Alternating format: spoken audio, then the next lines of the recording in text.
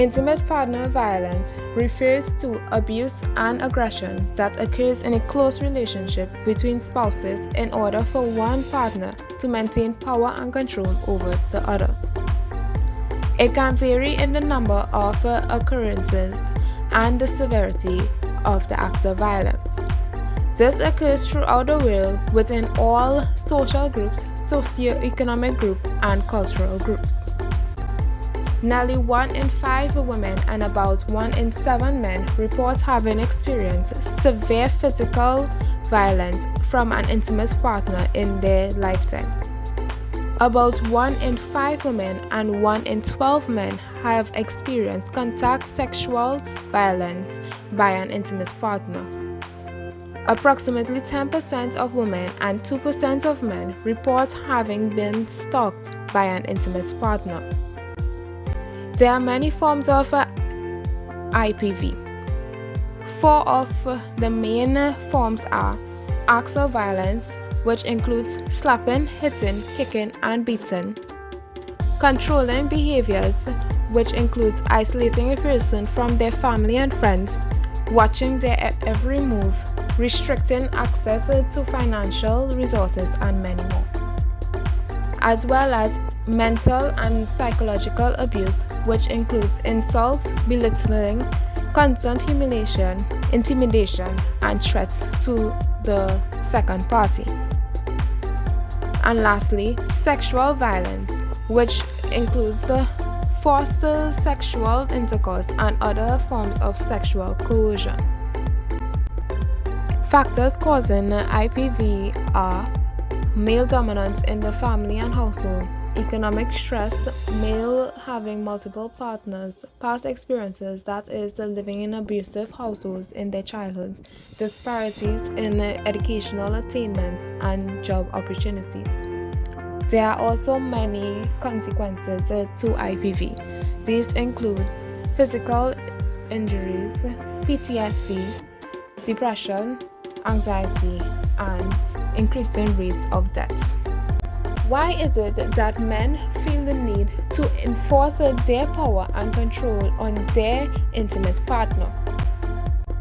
In order for us to understand intimate partner violence in the Caribbean region, we must first recognize how the goal of patriarchy and its characteristics can drive men to commit acts of violence.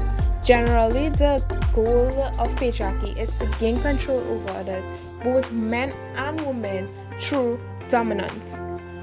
We will be further examining hyperaggression and suppression of emotions as characteristics of patriarchy. As Kaufman further explains in his writings, men constantly need affirmation when faced with instances of powerlessness and fragility. That is, feelings of sadness and insecurities that are deemed unacceptable by patriarchal standards.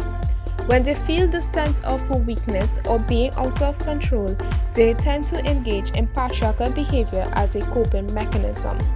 Thus, the process generally involves the suppression of emotions to avoid feeling inadequate about themselves, and since aggression is the only approved emotional response, this tends to drive men to engage in violent acts towards the people around them, which usually involves their intimate partners due to their close proximity.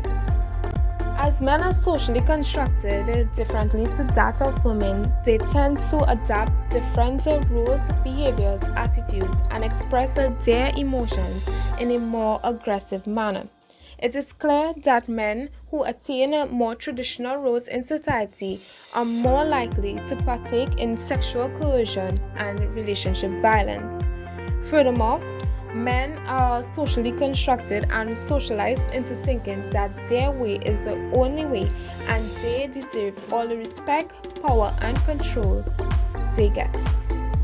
This respect and power is used to verify a man's masculinity. In 2012, the United Nations Women in the Caribbean has highlighted that 1 in 3 Caribbean women will experience domestic violence, with over 1/3 of the population having reported cases of IPV. In Trinidad and Tobago, and by extent the Caribbean, there has been a noticeable increase in the number of women dying as a result of intimate partner violence, especially physical domestic violence.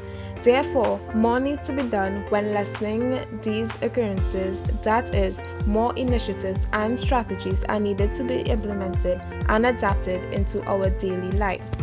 Some strategies to prevent the increase of IPV are teaching safe and healthy relationship skills, creating more protective social environments within the households, schools, workplace, and other societal institutions, strengthening the supports to families in the Caribbean, supporting survivors in order to increase safety and lessen harmful effects such as victim-centered programs, first responder and civil legal protection, family-based programs, as well as men and boys allies to protect women against let's work together sexual and and domestic community violence. and stop domestic violence, and by extent stop intimate partner violence at all costs.